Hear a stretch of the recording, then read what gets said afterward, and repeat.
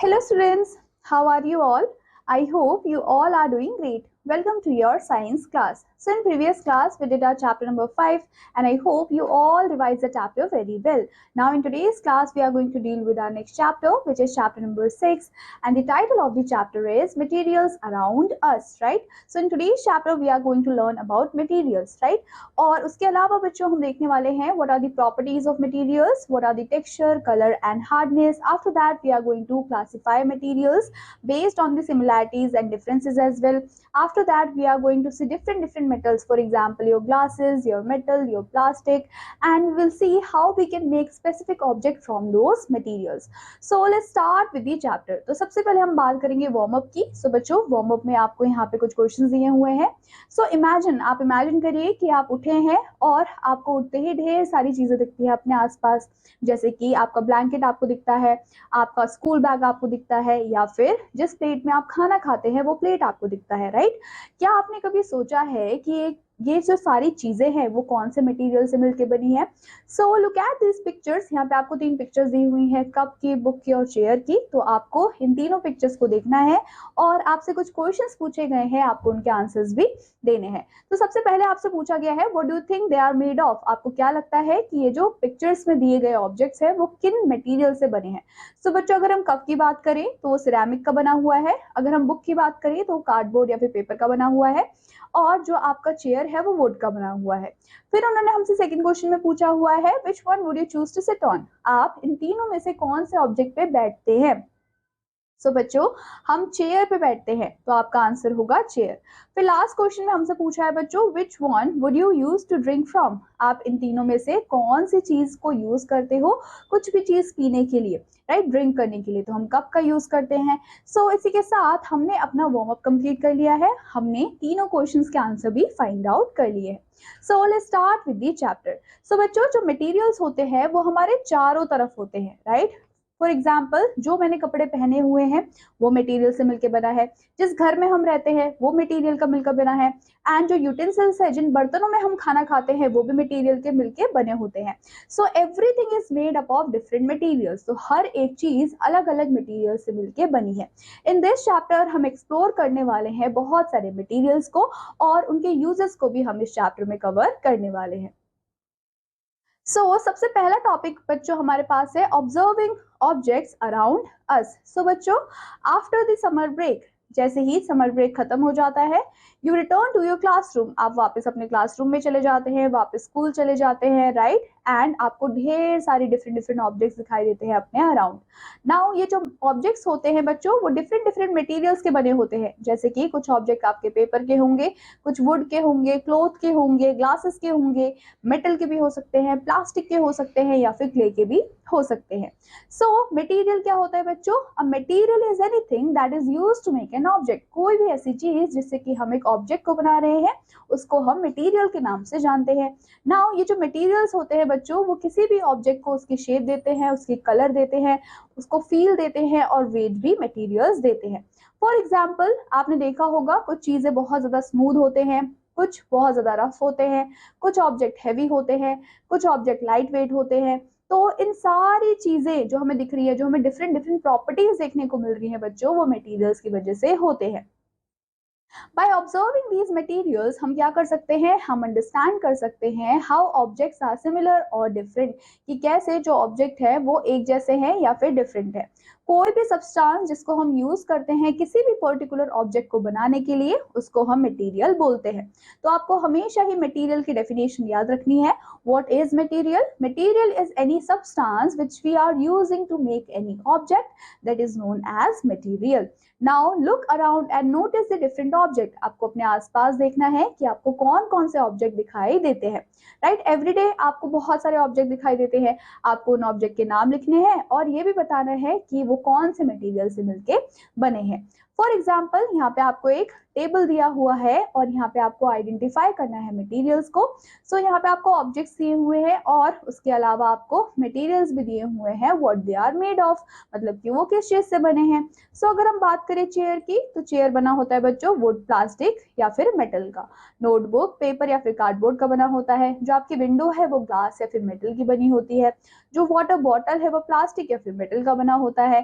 T shirt आपकी अगर हम बात करें तो कॉटन की या फिर पॉलिएस्टर की बनी हो सकती है। स्पून आपके मेटल भी होते हैं, प्लास्टिक भी होते हैं और वुड भी होते हैं।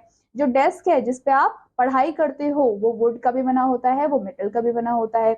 जो आपकी पेंसिल है वो वुड से बनी हो सकती है या फिर वो ग्रेफाइट से भी बनी हो सकती है। So based on everyday observations हमें ढेर सारे ऑब्जेक्ट्स दिखते हैं हमारे आसपास एंड जो कि डिफरेंट डिफरेंट मटेरियल से बने होते हैं। फॉर एग्जाम्पल कुछ चीजें वुड से बनी होती है, कुछ मेटल की होती है, कुछ प्लास्टिक की होती है, कुछ ग्लासेस की होती है, right. Now coming to ancient pottery in India. So बच्चों जो अर्लीस्ट पॉटरी थी इंडिया में वो कब बनाई गई थी? वो 7000 टू 8000 ईयर्स अगो बनाई गई थी। और कहाँ पे बनाई गई थी? कुछ प्लेसेस थे जैसे कि आपके गंगा प्लेन और बालूचिस्तान, वहां पे हमें सबसे पहले पॉटरी देखने को मिली थी। अराउंड 4000 BCE हमने क्या देखा कि लोग नई नई टेक्निक को यूज करने लग गए थे, जैसे कि क्ले को शेप करना और उसको व्हील पे रोटेट करना, उस पे कलर्स को ऐड करना। फिर हमने क्या देखा? हमने ड्यूरिंग हड़प्पन सिविलाइजेशन जो कि 2600 मतलब 2600 टिल 1900 BCE हमने क्या देखा कि जो पॉटरी है वो और ज्यादा एडवांस हो चुकी थी। और लोग क्या करते थे? लोग सर्फेसेस को ब्राइट रेड कलर से कलर किया करते थे, ब्लैक कलर से डिजाइन बनाया करते थे जिसमें वो पैटर्न्स बनाते थे, एनिमल्स को बनाते थे। और बच्चों टू मेक दिस पॉट्स जो क्ले है उसको बहुत केयरफुली सिलेक्ट किया जाता था, क्लीन किया जाता था, शेप किया जाता था और लास्ट में बेक भी किया जाता था इन किल्स। नाउ ये जो बेक्ड क्ले था उसको हम बोलते हैं terracotta. So these pots were used for cooking. अब जो पॉट्स हम बनाते थे उस टाइम पे उनको हम कुकिंग के लिए यूज किया करते थे, या फिर अगर किसी भी फूड ग्रेन को क्या करना है, स्टोर करना है, तब हम यूज किया करते थे। ऑयल को स्टोर करने के लिए, अदर आइटम्स को स्टोर करने के लिए, इन सारी चीजों के लिए इन क्ले पॉट्स का यूज किया जाता था। सम ऑफ द एंशिएंट पॉट्स जो कि हमें कहाँ से मिली थी बच्चों? हड़प्पन सिविलाइजेशन से। जो हिस्टोरियंस को क्या मिला था, आर्कियोलॉजिस्ट को पॉट्स मिले थे, वो आपको आज के टाइम पे भी देखने को मिलते हैं, जो कि नेशनल म्यूजियम में रखे हुए हैं, जो कि आपका न्यू दिल्ली में प्रेजेंट है। अब यहाँ पे आपको कुछ पिक्चर्स भी दी हुई है पॉट की। So this is ancient pottery in India. Coming to knowledge digest, तो बच्चों नॉलेज डाइजेस्ट में आपको यहाँ पे क्या बताया गया है? जो हड़प्पन पॉटरी है उसकी ब्लैक ज्योमेट्रिक और एनिमल डिजाइन हमें देखने को मिलते हैं, जो कि हम क्या करते हैं? पेंट करते हैं रेड बैकग्राउंड में। Coming to how to group materials, अब हम देखने वाले हैं कि हम कैसे इन मटेरियल्स को ग्रुप कर सकते हैं। सो हमने अपनी प्रीवियस क्लासेस में प्लांट की ग्रुपिंग देखा था, राइट, एनिमल्स की ग्रुपिंग के बारे में हमने पढ़ा था। वैसे ही बच्चों आप क्या कर सकते हो? आप मेटल्स की भी ग्रुपिंग कर सकते हो। सो मेटल्स को आप ग्रुप कर सकते हो उनकी प्रॉपर्टीज की बेसिस पे, जैसे कि जो टेक्सचर होता है वो हर एक मटेरियल का अलग होता है, हर एक मेटल का अलग होता है, कलर अलग होता है, हार्डनेस हो गया, ट्रांसपेरेंसी हो गया, इन सारे प्रॉपर्टीज के बेसिस पे आप क्या कर सकते हो? ग्रुप कर सकते हो अपने मटेरियल्स को। फॉर एग्जाम्पल जैसे कि कुछ मटेरियल होते हैं बच्चों जो कि ट्रांसपेरेंट होते हैं, लेकिन कुछ ऐसे मटेरियल्स होते हैं, फॉर एग्जाम्पल योर वुड, वो ओपेक होते हैं। मटेरियल्स को आप ग्रुप कर सकते हो उनके टेक्सचर के भी बेसिस पे, जैसे कि कुछ मटेरियल्स बहुत ज्यादा स्मूथ होते हैं, कुछ रफ होते हैं, कुछ हार्ड होते हैं, तो कुछ सॉफ्ट होते हैं। कुछ मटेरियल्स बहुत हैवी होते हैं, कुछ मटेरियल्स बहुत ज्यादा लाइट वेट होते हैं।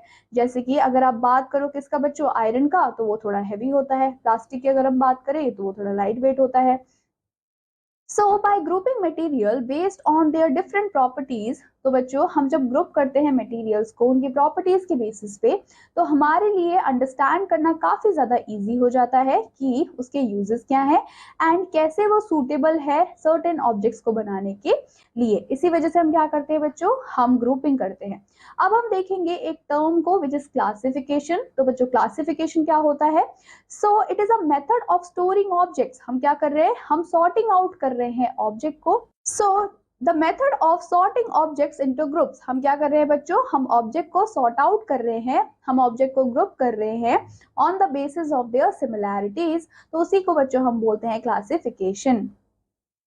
Now coming to choosing materials for making objects, अब हम देखने वाले हैं कि किसी भी ऑब्जेक्ट को बनाने के लिए आप कैसे उसके मटेरियल को चूज करेंगे। So when we think about making a tumbler, जब आप सोचते हो कि आप एक वाटर टम्बलर बनाओगे तो सबसे पहले आपको मटेरियल को चूज करना पड़ेगा कि आप किस मटेरियल से वो टम्बलर बनाना चाहते हैं।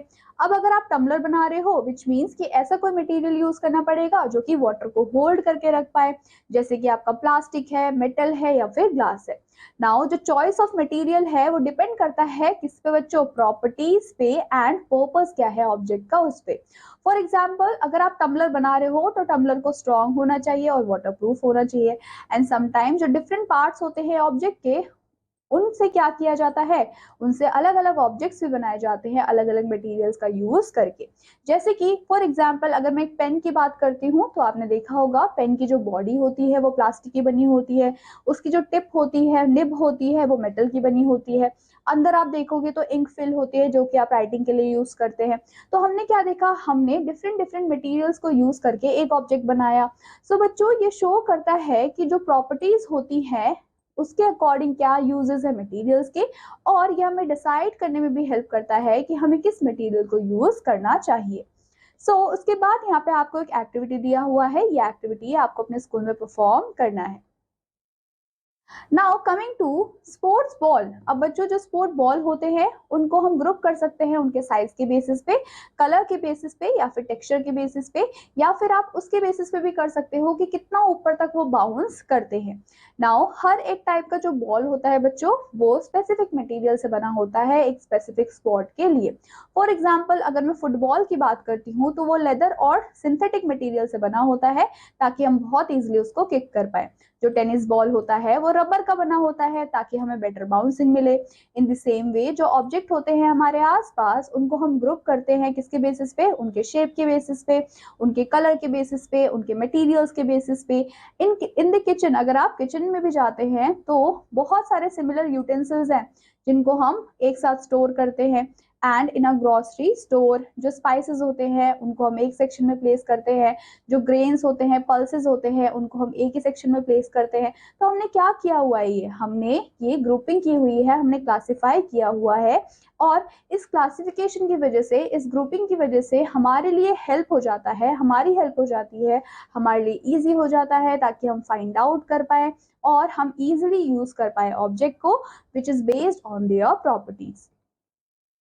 Coming to let's do, so बच्चों लेट्स डू में यहाँ पे आपको कुछ क्वेश्चंस दिए हुए हैं, हम उन क्वेश्चंस को देखेंगे और सॉल्व करने की कोशिश भी करेंगे। So look around your home, आपको अपने घर में आसपास देखना है। List 3 objects made from different materials, आपको यहाँ पे 3 ऐसे मटेरियल्स को लिखना है जिससे ऑब्जेक्ट बनाए गए हैं। एंड आपको यहाँ पे ऑब्जेक्ट का नाम भी लिखना है और किस मटेरियल से वो ऑब्जेक्ट बना है आपको वो भी राइट डाउन करना है। अब यहाँ पे आपको एग्जाम्पल भी दिया हुआ है, फॉर एग्जाम्पल कप। अब कप किसका बना हुआ है, सिरेमिक का। अब ऐसे आप लिखेंगे, फॉर एग्जाम्पल अगर हम बात करें वाटर बॉटल की तो मे भी आपके घर में वाटर बॉटल जो है वो स्टील की बनी हुई हो तो आप लिखेंगे वाटर बॉटल, फिर आप लिखेंगे स्टील। अगर हम कॉम की बात करें तो मे बी वो वुड का भी हो सकता है, प्लास्टिक का भी हो सकता है। तो उसके अकॉर्डिंग क्या करेंगे, आप इसको राइट डाउन करेंगे और इसको कंप्लीट करेंगे, right. Then we have a MCQ. Which of the following is an example of material used in the ancient pottery making process? अब आपसे पूछा है कि पुराने टाइम में, एंशियंट टाइम में हम कौन से मटेरियल्स का यूज करते थे पॉटरी करने के लिए। हमने जस्ट अभी पढ़ा कि हम क्ले का यूज किया करते थे, right. Our answer will be clay. Then we have our next question. Why is it important to choose the right materials? क्यों इतना ज्यादा जरूरी है सही मटेरियल को चूज करना किसी भी ऑब्जेक्ट को बनाने के लिए। आपको यहाँ पे एक एग्जाम्पल देना है और एक्सप्लेन भी करना है अपने आंसर को। बच्चों हमने जस्ट अभी ये टॉपिक को डिस्कस किया है। आई होप कि आप अच्छे से एक एग्जाम्पल को यहाँ पे राइट डाउन करेंगे और एक्सप्लेनेशन भी देंगे कि हमें क्यों सही मटेरियल को चूज करना चाहिए। Then we have what are the different properties of materials? अब हम देखने वाले हैं कि materials की different properties कौन सी होती है। बच्चों जो materials की different properties होती है ये हमें help करती है understand करने के लिए कि हम उनको कैसे use कर सकते हैं। जैसे कि कुछ properties होती है जिसमें include होते हैं आपके texture। टेक्सचर से यहाँ पे मतलब क्या है कि जो सरफेस है वो स्मूथ है या फिर रफ है। हार्डनेस से मतलब है कि जो मटेरियल है वो हार्ड है या फिर सॉफ्ट है। कलर हम देख सकते हैं, एबिलिटी देख सकते हैं शाइन करने की, जिसको हम लस्टरस या फिर नॉन लस्टरस भी बोल सकते हैं। फिर हम देख सकते हैं कि जो मटेरियल्स हम यूज कर रहे हैं वो हैवी है या फिर लाइट है। ये सारी चीजें क्या है बच्चों, ये सारी चीजें किसी भी मटेरियल की प्रॉपर्टीज होती हैं। एंड ये जो प्रॉपर्टीज होती हैं वो हमें हेल्प करती है आइडेंटिफाई करने के लिए और मटेरियल्स को क्लासिफाई करने के लिए जो कि हमारे आसपास प्रेजेंट होती है। तो सबसे पहले आपको दिया गया है observing and identify the appearance of materials. So material around us often have different appearances. अगर हम मटेरियल की बात करें तो उनकी डिफरेंट डिफरेंट अपीयरेंसेस हमें देखने को मिलती हैं। फॉर एग्जांपल, अगर आप फ्रेशली कट वुड को देखेंगे तो वो बहुत ज़्यादा डिफरेंट लगेगा आयरन से। अगर आप आयरन को देखोगे तो वो बहुत ज़्यादा डिफरेंट लगेगा कॉपर से या फिर एल्यूमिनियम से। सो हाउएवर, लेकिन इनके बीच में क्या है, सिमिलैरिटीज है अमंग दी मेटल्स, जैसे कि जो आपके आयरन होते हैं, कॉपर होते हैं, एल्यूमिनियम होते हैं बच्चों, that make them different from the non metals, क्योंकि ये सारे आपके मेटल्स हैं। सो जो मेटल्स हैं और जो नॉन मेटल्स हैं वो अलग अलग होते हैं। और नॉन मेटल का आपका एग्जाम्पल क्या हो गया, बहुत ही अच्छा एग्जाम्पल है आपका वुड, मतलब की लकड़ी। सो जो मेटल्स होते हैं बच्चों, उनकी यूजुअली आपको शाइनी सरफेस देखने को मिलती है, जिसको हम लस्टर बोलते हैं, जिसकी वजह से हम बहुत इजीली मेटल को आइडेंटिफाई कर पाते हैं। Now coming to how we can identifying lustre, right. ये जो शाइनी सरफेस है वो हम कैसे आइडेंटिफाई करेंगे। सो आपको क्या करना है, कलेक्ट करना है पीसेस ऑफ डिफरेंट मटेरियल्स, जैसे कि आप paper, cardboard, would, chalk, copper wire, aluminium foil and object जो कि ब्रास के बने हो, ब्रॉन्ज या फिर स्टील के बने हो। इन सारी चीजों को आप कलेक्ट करेंगे, आप ऑब्जर्व करेंगे हर एक पीस को, और आप ये भी देखेंगे कि वो शाइनी है या फिर नहीं है जब लाइट उन पे पड़ती है। लुक एट देयर टेक्सचर, आप उनके टेक्सचर को देखेंगे कि जो टेक्सचर है वो रफ है या फिर स्मूथ है। कलर को देख सकते हो आप, अदर फीचर्स को देख सकते हो, प्रॉपर्टीज को देख सकते हो जो मैंने आपको बताई थी। एंड आप रिकॉर्ड करोगे अपने ऑब्जर्वेशंस को अपनी नोटबुक में, एंड आप ग्रुप करोगे मटेरियल्स को on the basis of their appearance, right. Then coming to lustrous and non lustrous materials. So बच्चों, जो मटेरियल्स की क्या होती है, शाइनी सरफेस होती है, उनको हम लस्ट्रस अपीयरेंस बोलते हैं। एंड मोस्ट ऑफ द जो मेटल्स होते हैं, for example your iron, copper, zinc, aluminium, diamond, gold, ये सारे ही आपके लस्ट्रस होते हैं। हाउएवर, कुछ ऐसे मेटल्स होते हैं जो कि अपनी शाइन को लूज कर देते हैं जब वो एक्सपोज होते हैं एयर से या फिर मॉइस्चर से। तो यहाँ पे आपको पिक्चर्स भी गिवन है डायमंड, एल्यूमिनियम और गोल्ड की। Now on the other hand, जो आपके नॉन लस्टरस मटेरियल्स होते हैं वो कभी भी शाइन नहीं करते हैं, जिसमें इंक्लूड होते हैं आपके paper, wood, rubber. And it is important to remember, आपको ये चीज याद रखनी है कि not all shiny objects are metals.